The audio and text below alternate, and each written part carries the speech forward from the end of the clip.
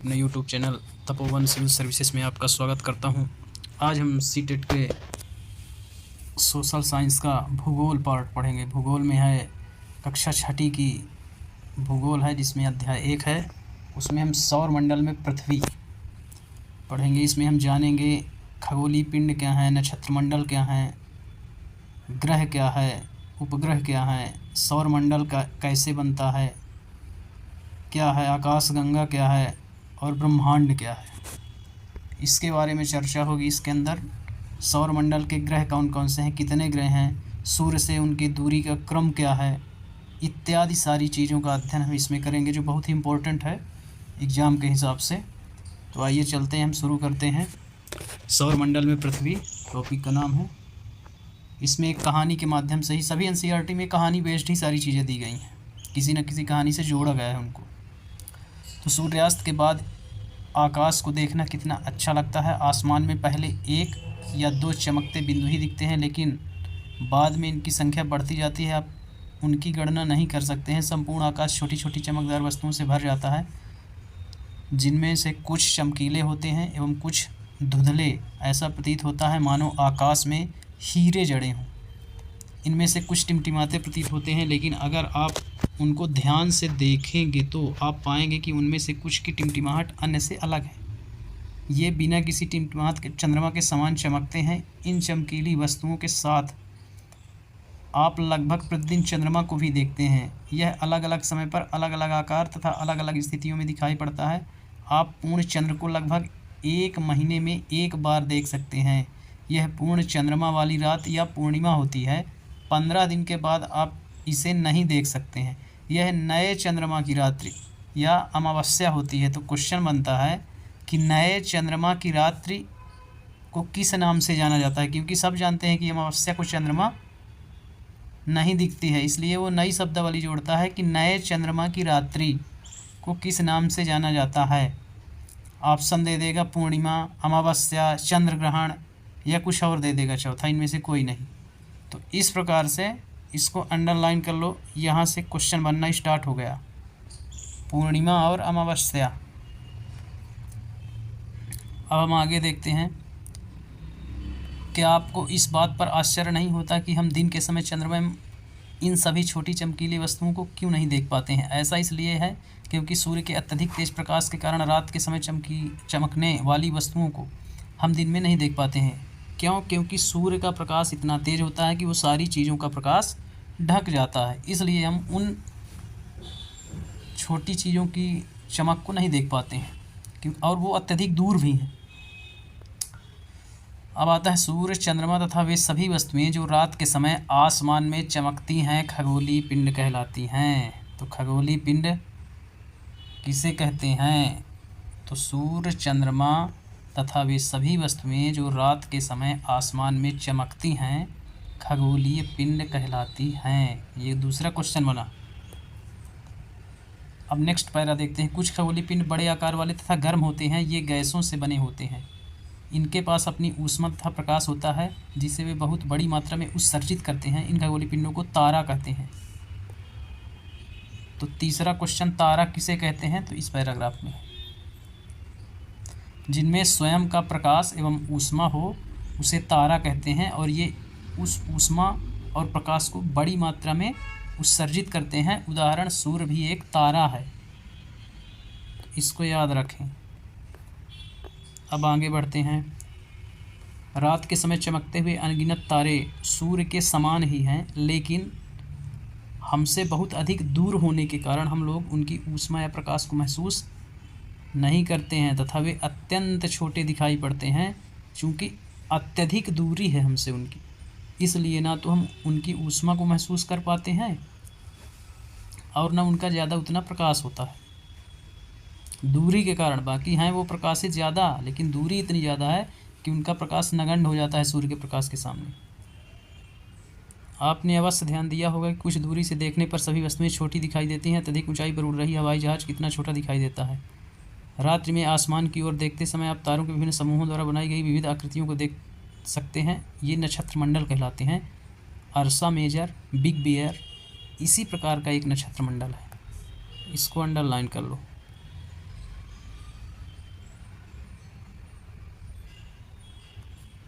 Question आता है कि नक्षत्र मंडल किसे कहते हैं, तो ये क्वेश्चन नहीं आएगा नक्षत्र मंडल किसे कहते हैं, ये आएगा कि अर्सा मेजर या बिग बेयर किसका उदाहरण है, तो नक्षत्र मंडल का उदाहरण है।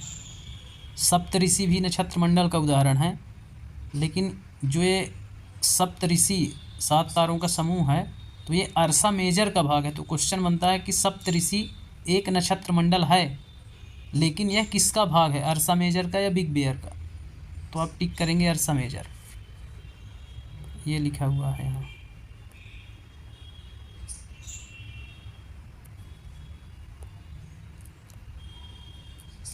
जो कि अपने परिवार पड़ोस में किसी बड़े व्यक्ति से कहिए कि वह आपको आसमान में और अधिक तारों ग्रहों नक्षत्र मंडलों को दिखाए। प्राचीन समय में लोग रात्रि में दिशा का निर्धारण तारों की सहायता से करते थे। उत्तरी तारा उत्तर दिशा को बताता है, इसे ध्रुव तारा भी कहते हैं, इसको अंडरलाइन कर लो। ध्रुव तारा किसे कहते हैं, उत्तर दिशा में। इसमें 2-3 क्वेश्चन 2-3 टाइप से पूछता है। दिशा का निर्धारण किस तारे से प्राचीन काल में किया जाता था, ध्रुव तारे से। उत्तर दिशा में कौन सा तारा उगता है, ध्रुव तारा। भोर का तारा किसे कहते हैं, ध्रुव तारा। सांझ का तारा किसे कहते हैं, ध्रुव तारा। तो इसके काफ़ी सारे क्वेश्चंस बनते हैं। यह आसमान में हमेशा एक ही स्थान पर रहता है। हम सप्तऋषि की सहायता से ध्रुव तारे की स्थिति को जान सकते हैं। चित्र 1.1 में आप देखते हैं कि सप्तऋषि मंडल के संकेतक तारों को आपस में मिलाते हुए एक काल्पनिक रेखा खींची जाए एवं उसे आगे की ओर बढ़ाया जाए तो ध्रुव तारे की ओर इंगित करेगी। कुछ खगोलीय पिंडों में अपना प्रकाश एवं ऊष्मा नहीं होता है, वे तारों के प्रकाश से प्रकाशित होते हैं। ऐसे पिंड ग्रह कहलाते हैं, ग्रह कहलाते हैं। इसको अंडरलाइन कर लो। ग्रह जिसे अंग्रेजी में प्लेनेट कहते हैं, ग्रीक भाषा के प्लेनेटाई शब्द से बना है, जिसका अर्थ होता है परिभ्रमक, अर्थात चारों ओर घूमने वाला। पृथ्वी जिस पर हम रहते हैं एक ग्रह है। यह अपना संपूर्ण प्रकाश एवं ऊष्मा सूर्य से प्राप्त करती है, जो पृथ्वी के सबसे नज़दीक का तारा है। क्वेश्चन आता है पृथ्वी के सबसे नज़दीक का तारा कौन सा है, तो पृथ्वी के सबसे नज़दीक का तारा सूर्य है, सूर्य है। पृथ्वी को बहुत अधिक दूरी से जैसे चंद्रमा से देखने पर यह चंद्रमा की तरह चमकती हुई दिखाई देती है। तो इसमें सिर्फ क्वेश्चन यही आता है कि पृथ्वी के सबसे नज़दीक का तारा कौन सा है, तो सूर्य सबसे नज़दीक का तारा है। एक कोटेशन है, तो इसमें सब लोग ये जानते हैं कि शनि के चारों ओर छल्ला है, लेकिन शनि के साथ साथ बृहस्पति और यूरेनस भी 2 ऐसे ग्रह हैं जिनके चारों ओर छल्ला पाया जाता है। तो इसको पढ़ लेना, नोट कर लेना बढ़िया से नोट्स में, क्योंकि ये क्वेश्चन में पूछा जाता है। शनि ऑप्शन में नहीं देगा, या शनि भी देगा और 2 और दे देगा, बोलेगा कि किन किन ग्रहों में होता है, तो आपको पहचानना पड़ेगा। उसके बाद ये डायग्राम है, तो इसको पूरा डायग्राम बहुत महत्वपूर्ण है। आंतरिक एवं बाह्य ग्रह, 4 आंतरिक ग्रह हैं जो सूर्य के नज़दीक वाले हैं। बुध, शुक्र, पृथ्वी, मंगल, इन्हें आंतरिक ग्रह कहते हैं। ये 4, इनका निर्माण कठोर चट्टानों से हुआ है। और इसके बाद के ये जो 4 ग्रह हैं,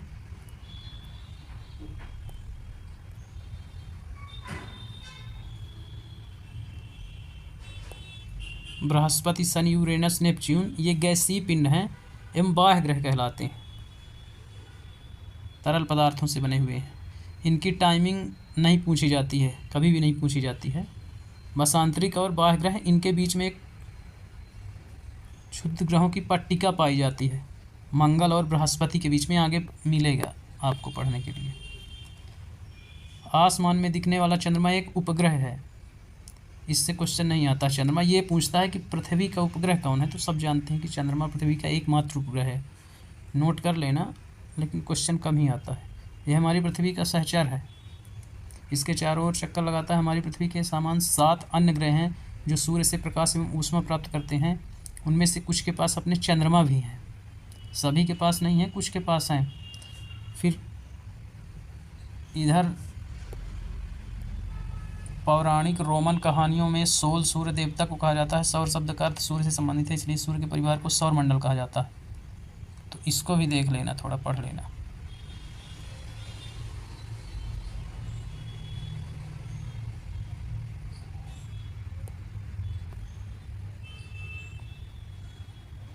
अब हम आते हैं मेन मुद्दे पे, सौरमंडल।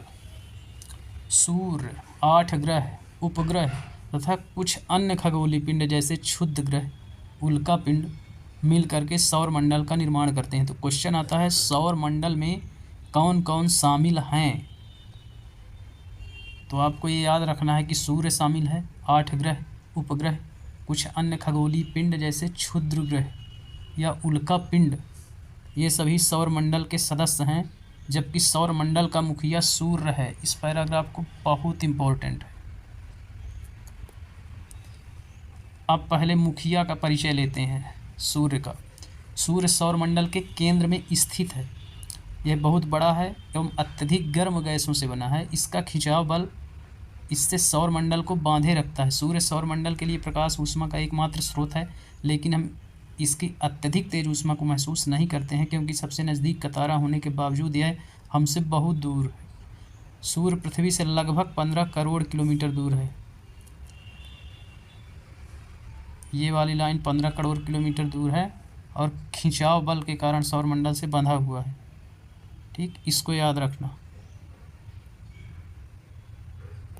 हम जब आगे उच्च कक्षाओं की एनसीईआरटी पढ़ेंगे तो उसमें उपसौर अपसौर की स्थिति भी बताई जाएगी। चूँकि पृथ्वी एक दीर्घ वृत्ताकार कक्षा में परिक्रमण करती है, इसलिए एक स्थिति ऐसी आती है जब सूर्य से अत्यधिक दूरी पर होती है उसे अपसौर, और जब सूर्य और पृथ्वी की सबसे कम दूरी होती है उसे उपसौर की स्थिति बोलते हैं।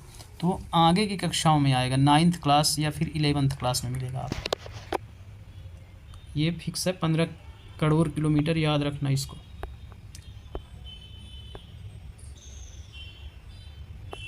अब आते हैं ग्रह।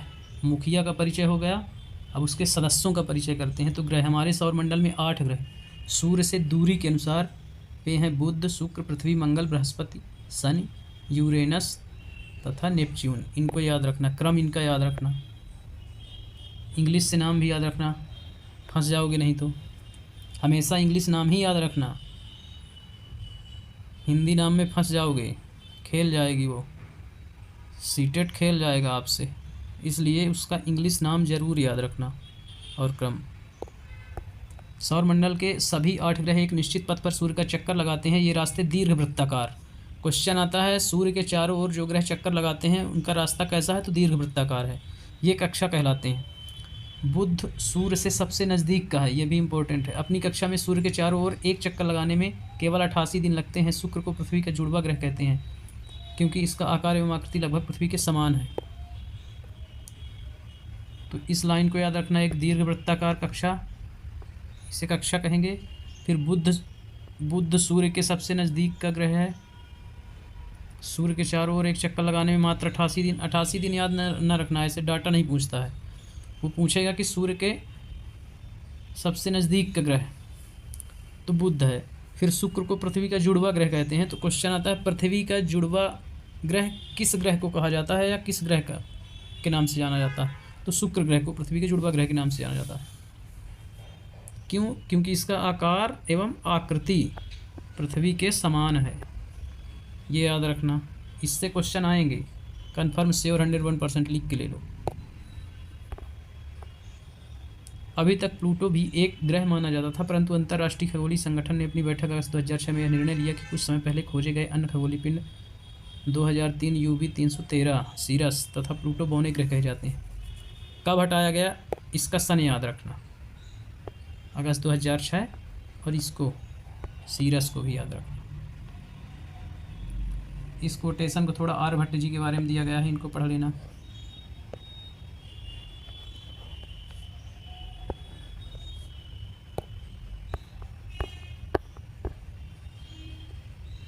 अब आती है हमारी पृथ्वी। बुध हमने देख लिया, शुक्र हमने देख लिया। अब नंबर 3 में जो आता है दूरी के हिसाब से पृथ्वी का वर्णन देखते हैं।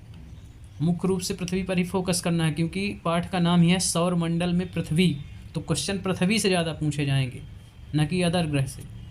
सूर्य से दूरी के हिसाब से पृथ्वी तीसरा ग्रह है, यही क्वेश्चन आ जाता है। तीसरे नंबर का सूर्य से दूरी का ग्रह कौन सा है। आकार में यह 5वां, यह भी आ जाता है। सबसे बड़ा ग्रह है, यह ध्रुवों के पास थोड़ी चपटी है, यही कारण है कि इसके आकार को भूआव कहा जाता है। तो किस ग्रह के आकार को भूआभ कहा जाता है? तो पृथ्वी के आकार को भूआभ कहा जाता है। भूआभ का अर्थ है पृथ्वी के समान आकार। इस पूरे पैराग्राफ को याद कर लेना, रट लेना एकदम, और इसको भी साथ में। ये डायरेक्ट डेटा पूछा जाता है, ये सिर्फ इस पार्ट से यही एक ऐसा डेटा है जो डायरेक्ट पूछा जाता है सीटेट के एग्जाम में, कि प्रकाश की गति लगभग 3 लाख किलोमीटर प्रति सेकंड है। इस गति के बावजूद सूर्य के प्रकाश को पृथ्वी तक पहुंचने में लगभग 8 मिनट का समय लगता है। तो ये डायरेक्ट डेटा आपसे पूछा जाएगा। एक ये डेटा, एक सूर्य और पृथ्वी के बीच की दूरी का डेटा में यहाँ से 2 ही क्वेश्चन आएंगे। जीवन के लिए अनुकूल परिस्थितियाँ संभवतः केवल पृथ्वी पर पाई जाती हैं। पृथ्वी न तो अधिक गर्म और न ही अधिक ठंडी है। यहाँ पानी एवं वायु उपस्थित है जो हमारे जीवन के लिए आवश्यक है। वायु में जीवन के लिए आवश्यक गैसें जैसे ऑक्सीजन मौजूद हैं। इन्हीं कारणों से पृथ्वी सौरमंडल का सबसे अद्भुत ग्रह है। तो ये क्वेश्चन आता है कि सौरमंडल का सबसे अद्भुत ग्रह कौन सा है? ये अद्भुत ग्रह। ठीक, जीवन की सभी अनुकूल परिस्थितियाँ पृथ्वी पर पाई जाती हैं, इसे अद्भुत ग्रह कहते हैं। तो इसको याद रखना। अंतरिक्ष से देखने पर पृथ्वी नीले रंग की दिखाई देती है क्योंकि इसकी 2/3 सतह पर पानी है, इसलिए इसे नीला ग्रह भी कहा जाता है। पृथ्वी पूरा इम्पोर्टेंट है, मेन फोकस पृथ्वी पर ही करके पढ़ना, क्योंकि पाठ का नाम ही है सौरमंडल में पृथ्वी, इसलिए पृथ्वी की हर चीज़ें याद रखना। और इस कोटेशन को भी नील आर्मस्ट्रांग पहले व्यक्ति थे जिन्होंने 20 जुलाई 1969 को सबसे पहले चंद्रमा की सतह पर कदम रखा। मालूम करो कि क्या कोई भारतीय चंद्रमा पर गया है? इनको याद रखना, नील आर्मस्ट्रांग जी को। सन भी कभी कभार पूछ लेता है। अब हम आते हैं पृथ्वी का एकमात्र उपग्रह चंद्रमा। हमारी पृथ्वी के पास केवल एक उपग्रह चंद्रमा, इसका व्यास पृथ्वी के व्यास का केवल 1/4। यह इतना बड़ा इसलिए प्रतीत होता है क्योंकि यह हमारे ग्रह से अन्य खगोलीय पिंडों की अपेक्षा नज़दीक है। यह हमसे लगभग 3,84,400 किलोमीटर दूर है। अब आप पृथ्वी से सूर्य एवं चंद्रमा की दूरियों की तुलना करें।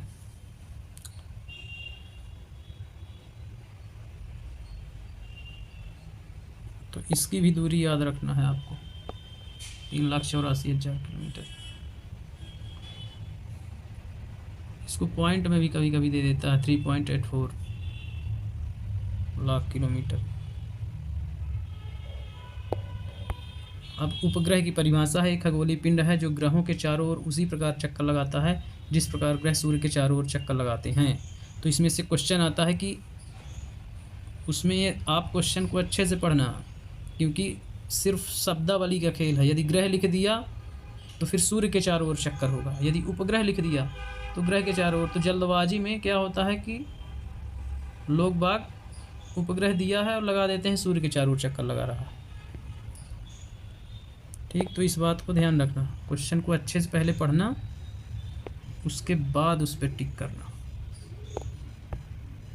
मानव निर्मित उपग्रह एक कृत्रिम पिंड है। यह वैज्ञानिक के द्वारा बनाया गया है जिसका उपयोग ब्रह्मांड के बारे में जानकारी पृथ्वी पर संचार माध्यम के लिए किया जाता है। इसे रॉकेट के द्वारा अंतरिक्ष में भेजा जाता है, पृथ्वी की कक्षा में स्थापित कर दिया जाता है। जो मानव निर्मित उपग्रह होते हैं वो किस ग्रह की कक्षा में या किस कक्षा में स्थापित किए जाते हैं? तो वो पृथ्वी की कक्षा में। ठीक, और इनके नाम याद रखना। अंतरिक्ष उपग्रह हैं कुछ भारतीय, इनसेट, IRS, एडुसेट। तो इनके नाम याद रखना और किसकी कक्षा में स्थापित किया जाएगा। तो ये पृथ्वी की कक्षा में स्थापित किया जाएगा और इनके नाम और पृथ्वी की कक्षा में स्थापित किए जाते हैं। यहाँ से क्वेश्चन बनते हैं। फिर है चंद्रमा पृथ्वी का एक चक्कर लगभग 27 दिन में पूरा करता है। लगभग इतने ही समय में अपने अक्ष पर भी एक चक्कर पूरा कर लेता है। इसके परिणाम स्वरूप पृथ्वी हमें चंद्रमा केवल एक ही भाग दिखाई पड़ता है। चंद्रमा की परिस्थितियाँ जीवन के लिए अनुकूल नहीं है। इसकी सतह पर पर्वत, मैदान, गड्ढे जो चंद्रमा की सतह पर छाया बनाते हैं। पूर्णिमा के दिन चंद्रमा पर इनकी छाया को देखा जा सकता है। इसमें से क्वेश्चन सिर्फ यही आता है कि 27 दिन। फिर आते हैं क्षुद्र ग्रह। तारों, ग्रहों एवं उपग्रहों के अतिरिक्त असंख्य छोटे छोटे पिंड भी सूर्य के चारों ओर चक्कर लगाते हैं। इन पिंडों को क्षुद्र ग्रह कहते हैं। मंगल, और ये क्वेश्चन आता है कि क्षुद्र ग्रह पट्टी या क्षुद्र ग्रह किन ग्रहों के बीच में पाए जाते हैं? तो मंगल और बृहस्पति की कक्षाओं के बीच पाए जाते हैं। ये क्षुद्र ग्रह के ही पार्ट होते हैं जो ग्रहों से अलग हुए हैं और गुरुत्वाकर्षण के कारण उनके चारों ओर परिक्रमा करने लगते हैं। तो इसको याद रखना है। इस पैराग्राफ में भी विशेष रूप से क्षुद्र ग्रह मंगल के और बृहस्पति के कक्षाओं के बीच पाए जाते हैं। ये क्वेश्चन 101% आता ही है। जितना जितना अंडरलाइन कर रहा हूँ उसको विशेष रूप से पढ़ना, क्योंकि इसके बाहर एनसीईआरटी से बाहर कोई भी क्वेश्चन नहीं जाता है। सीटेट में, वर्ग 2 में, वर्ग 1 में, वर्ग 3 में कोई भी टीचर का एग्ज़ाम आप दोगे, एनसीईआरटी के बाहर कुछ भी नहीं जाता है। इसीलिए जब आप कोचिंगों में एडमिशन लेते हैं तो उसमें आपको पीएससी यूपीएससी के सिलेबस के हिसाब से हिस्ट्री, पॉलिटी, ज्योग्राफी पढ़ा दी जाती है। फिर वहाँ जाते हैं और हवा नहीं लगती है। अभी जो वर्ग 1 का एग्ज़ाम हुआ था उनसे एक बार मिलना, हिस्ट्री, पॉलिटी, ज्योग्राफी वालों से, और उनसे पूछना कि कोचिंगों में जो मटेरियल दिया गया, जो पढ़ाया गया, उसमें से कितने नंबर आए। कट ऑफ ही गया है भाई 60, 58, 55 तक गया है पॉलिटी का। कुछ भी नहीं आता उन बुकों से, सिर्फ एनसीईआरटी की शब्दावली ही आएगी, प्योर हिंदी। इसलिए इसको विशेष रूप से पढ़ो, इसके अलावा कुछ नहीं आता है। अब हम आते हैं उल्का पिंड पर। सूर्य के चारों ओर चक्कर लगाने वाले पत्थरों के छोटे छोटे टुकड़ों को उल्का पिंड कहते हैं। कभी कभी ये उल्का पिंड पृथ्वी के इतने नज़दीक आ जाते हैं कि इनकी प्रवृत्ति पृथ्वी पर गिरने की होती है। इस प्रक्रिया के दौरान वायु के साथ घर्षण होने के कारण ये गर्म होकर जल जाते हैं, फलस्वरूप चमकदार प्रकाश उत्पन्न होता है। कभी कभी कोई उल्का पूरी तरह से जले बिना पृथ्वी पर गिरते हैं, जिससे धरातल पर गड्ढे हो जाते हैं। क्वेश्चन सिर्फ यही पूछा जाता है कि उल्का पिंड है क्या। तो पत्थर के छोटे छोटे टुकड़ों, दो प्रकार से, एक पूछेगा उल्का पिंड क्या है, पत्थर के टुकड़े हैं कि ग्रह के टुकड़े हैं, ऐसे। या फिर पूछ देगा कि पत्थर के छोटे छोटे टुकड़े जो होते हैं सूर्य के चारों ओर चक्कर लगाते हैं, उनको क्या बोलते हैं, उल्का पिंड। सिर्फ ये 2 लाइन याद रखना, इससे क्वेश्चन न के बराबर पूछा जाएगा उल्का पिंड से। क्या आपने तारों वाले खुले आकाश में एक ओर से दूसरी ओर फैली चौड़ी सफ़ेद पट्टी की तरह एक चमकदार रास्ते को देखा। यह लाखों तारों का समूह है। यह पट्टी आकाश गंगा, यहाँ से क्वेश्चन आता है। लाखों तारों का समूह है आकाश गंगा हमारी। इसे मिल्की वे, हिंदी में दुग्ध मेखला बोलते हैं। हमारा सौरमंडल इस आकाश गंगा का एक भाग है। प्राचीन भारत में इसकी कल्पना आकाश में प्रकाश की एक बहती नदी से की गई थी। इस प्रकार इसका नाम आकाश गंगा पड़ा, क्योंकि गंगा एक पवित्र नदी है और बहती हुई नदी से की गई, इसलिए इसका नाम आकाश गंगा पड़ा था। आकाश गंगा करोड़ों तारों, बादलों तथा गैसों की एक प्रणाली है। क्वेश्चन आता है किस किस की प्रणाली है, या इस प्रणाली में कौन कौन शामिल है। तो देख लो इसको अच्छे से। आकाश गंगा करोड़ों तारों, बादलों, गैसों की एक प्रणाली है। इस प्रकार की लाखों आकाश गंगाएं मिलकर के ब्रह्मांड का निर्माण करती हैं।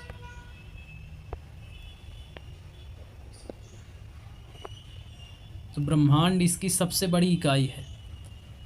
पहला सबसे बड़ा ब्रह्मांड, फिर आएंगे आकाश गंगा, फिर कई लाख सौर मंडल जो मिलकर बनाएंगे आकाश गंगा, और सौर मंडल में ग्रह, उपग्रह, उल्का पिंड, ये सब सौर मंडल के भाग रहेंगे।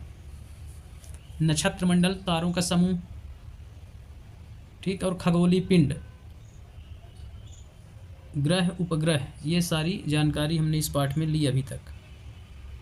तो एक क्रम है, इनका क्रम से ही बताया गया है। आप उल्का पिंड से शुरू किए हैं, ब्रह्मांड पे ख़त्म। अब आगे देखते हैं। ब्रह्मांड की विशालता की कल्पना करना अत्यधिक कठिन है। वैज्ञानिक अभी भी इसके बारे में अधिक से अधिक जानकारी एकत्र करने में जुटे हैं। इसके आकार के संबंध में हमें कोई जानकारी नहीं है, लेकिन फिर भी हम जानते हैं कि हम सभी इसी ब्रह्मांड का हिस्सा हैं।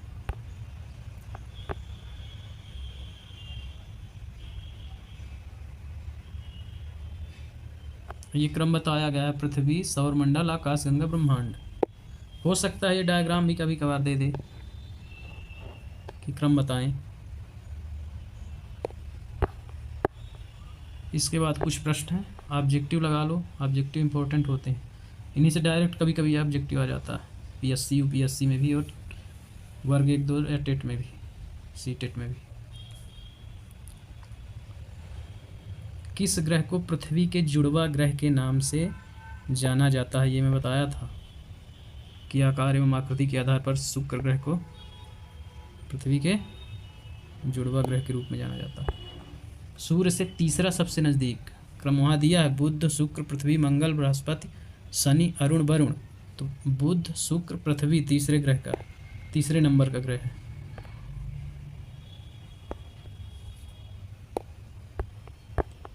सभी ग्रह सूर्य के चारों ओर किस प्रकार के पथ पर चक्कर लगाते हैं? यह भी बताया था कि दीर्घवृत्ताकार पथ पर चक्कर लगाते हैं। ध्रुव तारे से किस दिशा का ज्ञान होता है? ये भी आपको बताया गया है, उत्तर दिशा का ज्ञान होता है। इसे भोर का तारा, सांझ का तारा, इन नामों से भी पुकारा जाता है। प्राचीन काल में दिशा के उपयोग के लिए इसका प्रयोग किया जाता था। अभी हमने जब ध्रुव तारे का जिक्र आया था तो पैराग्राफ में मिला था ये। फिर है क्षुद्र ग्रह किन कक्षाओं के बीच में पाए जाते हैं? ये बहुत इंपॉर्टेंट है, ये ऑब्जेक्टिव हमेशा पूछा जाता है। ये भी मैं आपको बताया था कि मंगल और बृहस्पति। मंगल 4 शुरू के ग्रह आंतरिक ग्रह कहलाते हैं और 4 लास्ट के जो ग्रह हैं वो बाह्य ग्रह कहलाते हैं। तो आंतरिक ग्रह और बाह्य ग्रह के बीच में जो पट्टी होती है उसको बोलते हैं क्षुद्र ग्रह या क्षुद्र ग्रह पट्टिका। तो मंगल एवं बृहस्पति, क्योंकि बुध शुक्र पृथ्वी मंगल ये 4 हो गए आंतरिक ग्रह जो ठोस कणों से, चट्टानों से निर्मित हैं, और उसके बाद के बृहस्पति शनि अरुण वरुण वो बाह्य ग्रह कहलाएंगे, चूँकि सूर्य से उनकी दूरी अत्यधिक है और वो गैसीय पिंड है, गैसों से बने। तो क्वेश्चन ये भी आता है कि गैसीय पिंड इनमें से कौन है या इनमें से कौन चट्टानों ठोस कणों द्वारा निर्मित ग्रह हैं? तो उसमें कन्फ्यूजन मत होना आप लोग। इस प्रकार आज हमने ब्रह्मांड देखा, आकाशगंगा देखी, सौर मंडल, उसके सदस्य, मुखिया, ग्रह, नक्षत्र मंडल, उल्का पिंड आदि का अध्ययन किया। विशेष रूप से आप याद रखना कि पाठ का नाम ही है सौर मंडल में पृथ्वी, इसलिए आप पृथ्वी को विशेष रूप से पढ़ना। जिसको अंडरलाइन करवाया हूँ उसको याद रखना, उसके बाहर एक भी क्वेश्चन नहीं जाएंगे। लास्ट में आपको क्वेश्चन बना के रिवीजन मैं करवाऊँगा, उसके बाहर एक भी क्वेश्चन नहीं आएगा, ये मेरी गारंटी है, क्योंकि मैं सीटेट वर्ग 1, 2, 3 नेट सब क्वालिफाई किया हुआ हूँ। इसलिए आप घबराएं नहीं, सब्जेक्ट के बाहर कोई भी क्वेश्चन नहीं आएगा, इस बात की फुल गारंटी मैं लेता हूँ। अब कल हम देखेंगे नेक्स्ट इसी का भूगोल का ही लेक्चर।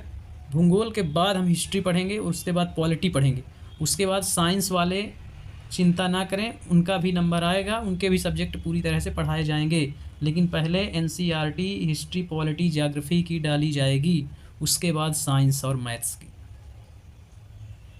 इसी के बाद धन्यवाद, शुभकामनाएं।